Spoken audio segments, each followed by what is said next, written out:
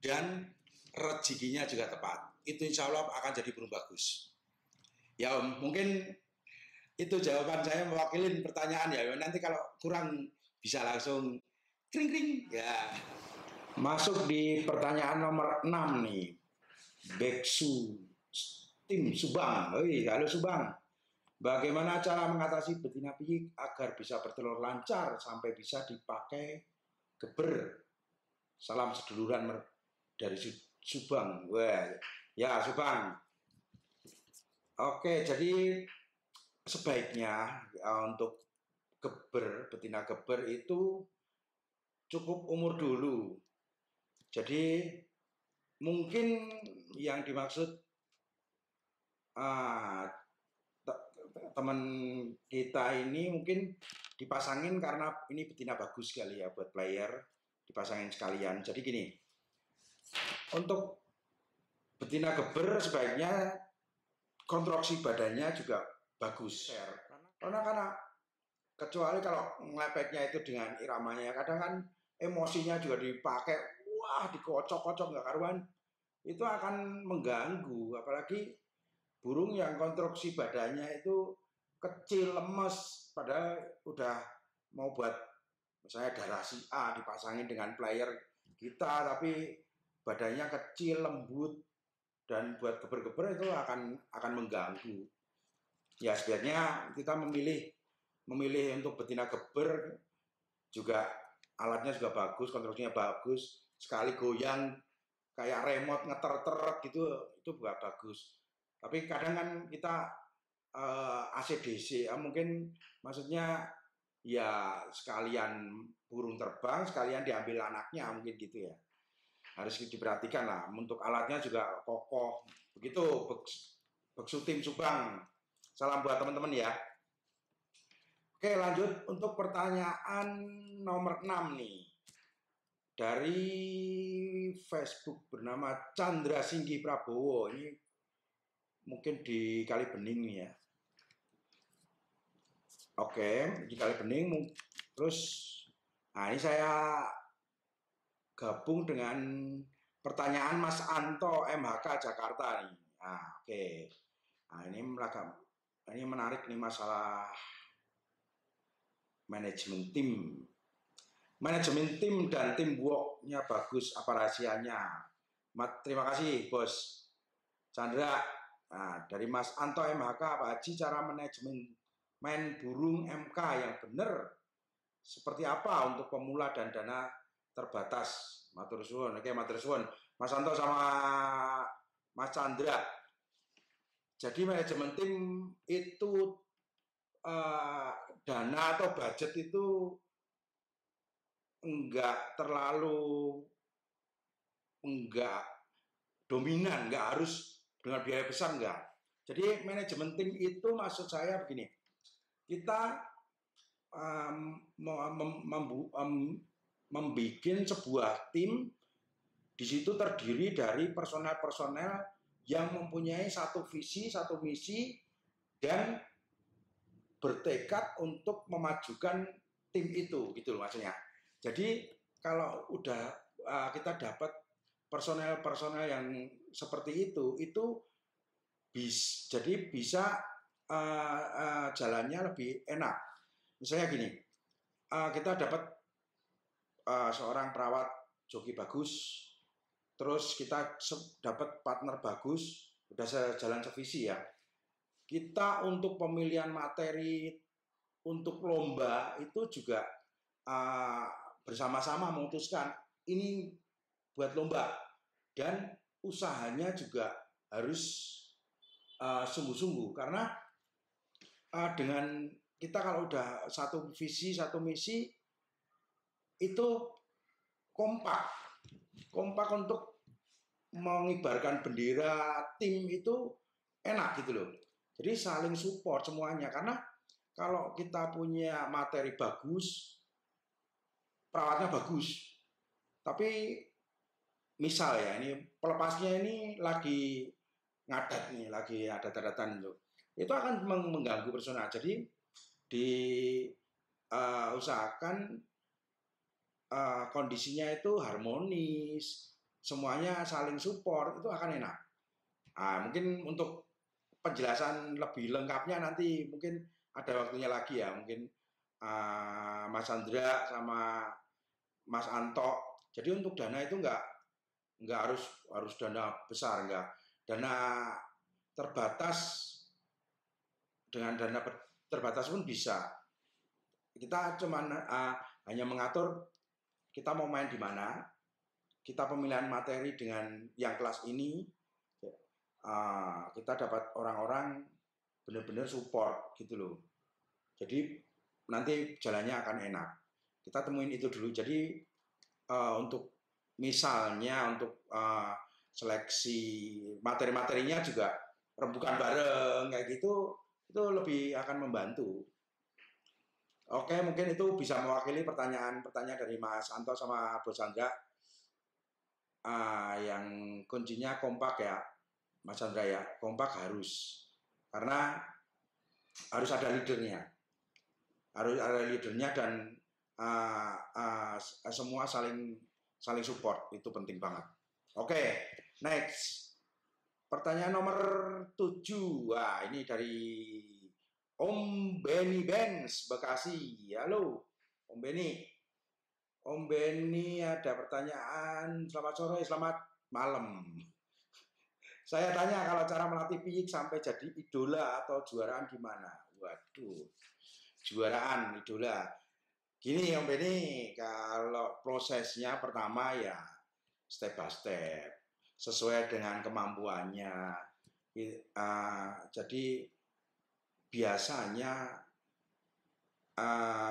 kita di kandang itu latih umur sama tenaganya itu disesuaikan. Jadi burung muda kalau tenaganya udah diforsir juga nggak bagus, harus sesuai lah gimana kita.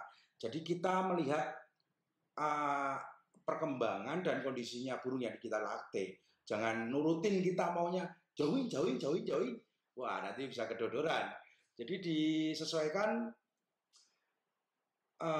waktu. Kalau burung usia bisa dilihat dari bulu ya. Bulu 2 kita jodohin, kita bending sampai bulu rampas kita lop-lop di kandang, baru kita bawa ke lapak.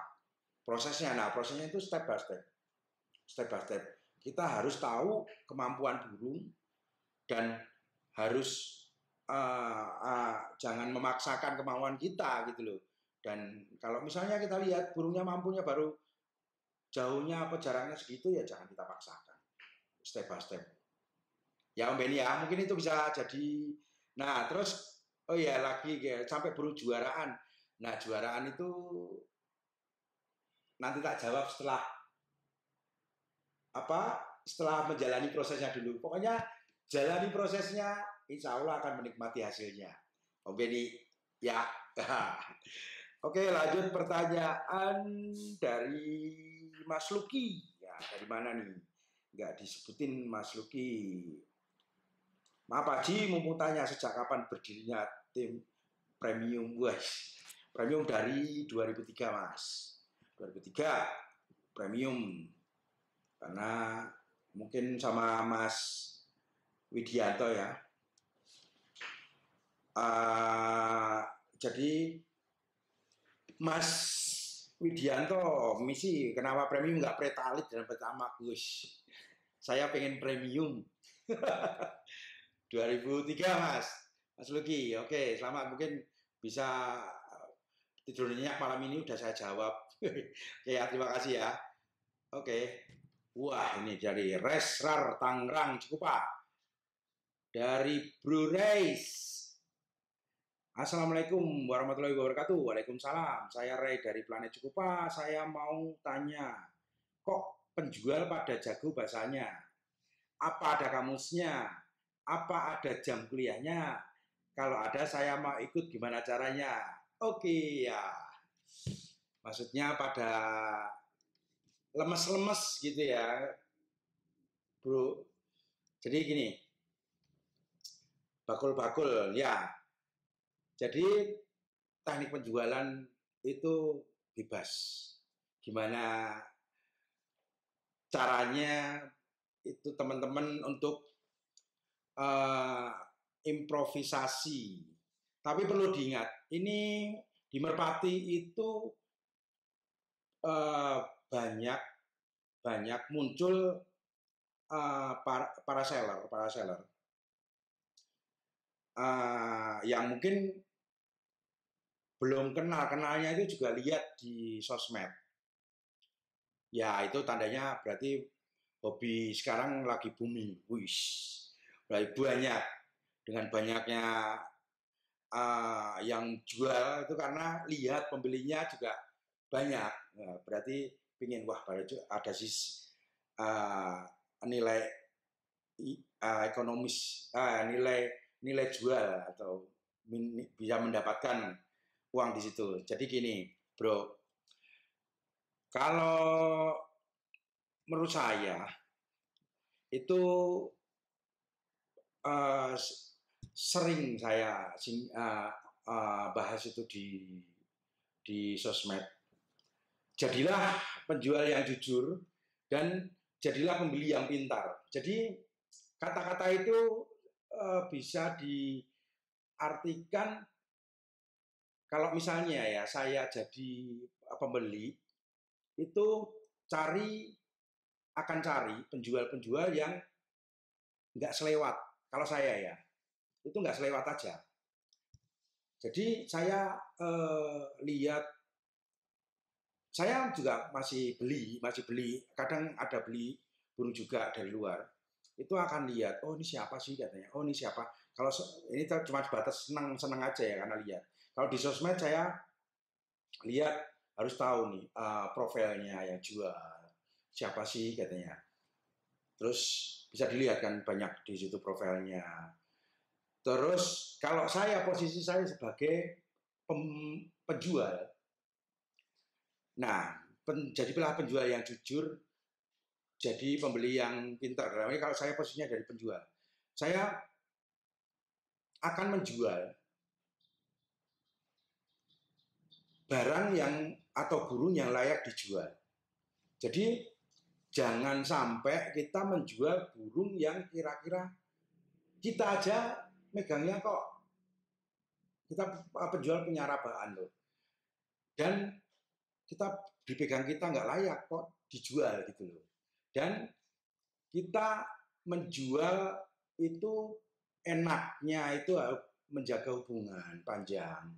Jadi masih berhubungan sama pembeli, tanya perkembangannya burungnya, itu akan jadi pembelajaran kita.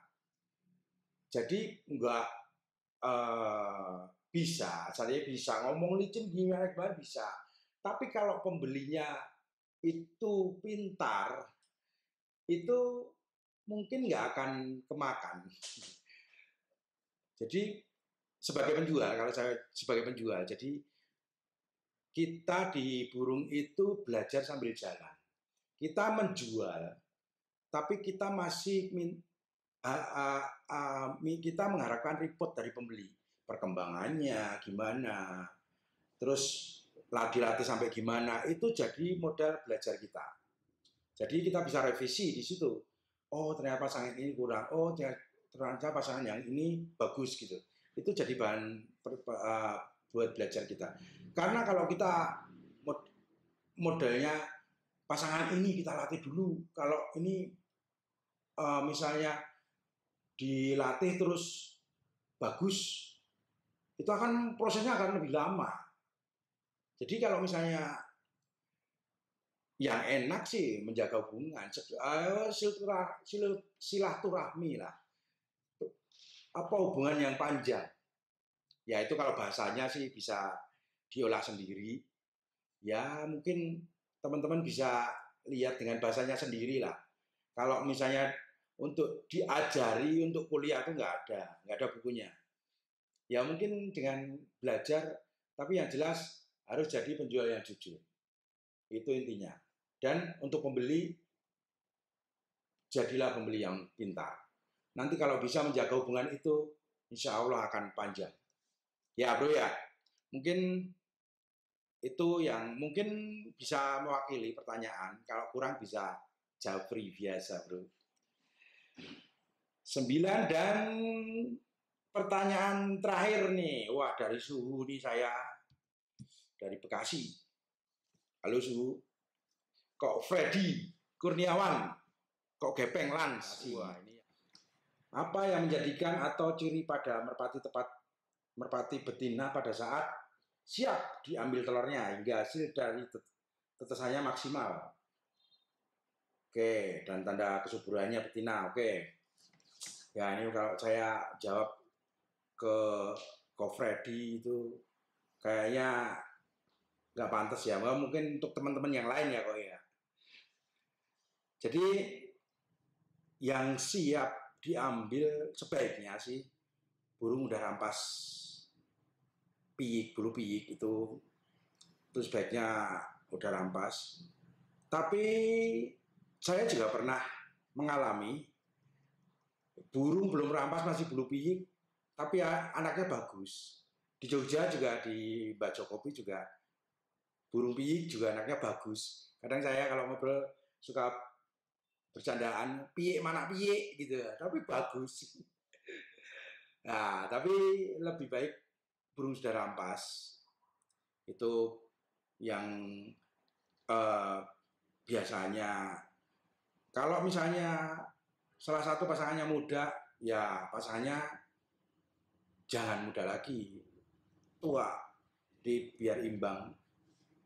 Jadi pasangannya itu lebih di atasnya, kalau betina muda, jantannya tua, itu pun sebaliknya.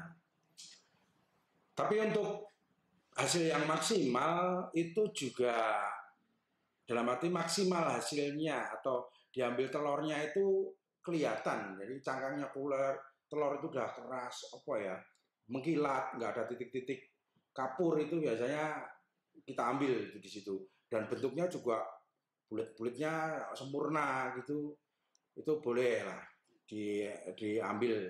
Tapi untuk hasilnya maksimal itu maksimal maksudnya maksimalnya bagus ya harus dilatih ya kok ya. Jadi untuk jadi nggak cuma netes tapi ya dilatih pelan-pelan latihnya. Nah, terus masukan nutrisi juga bagus, ya juga perlu. Menyakikan, nutrisi yang lain juga perlu buat betina yang dipersiapkan buat calon indukan. Oke, mudah-mudahan itu bisa mewakili jawaban ya. Kok Gepeng atau teman-teman ya, jangan kok Gepeng lah. Nah, senior kita bisa menjawab. Dan mohon maaf untuk teman-teman pertanyaan yang belum dijawab, mungkin nanti untuk berikutnya, di sesi berikutnya nanti bisa diajukan lagi. Ini ada 3.524 pertanyaan lagi. Saya harus milih secara acak. Nanti bisa ditanyakan di season berikutnya.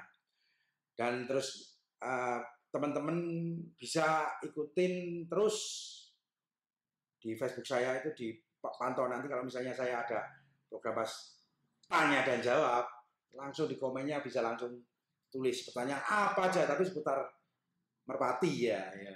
Kalau yang lain-lain banyak banget, itu tadi 3.500 merpati aja, yang bukan merpati ada 4.500. Jadi mohon maaf, dan kita bertemu di sesi berikutnya.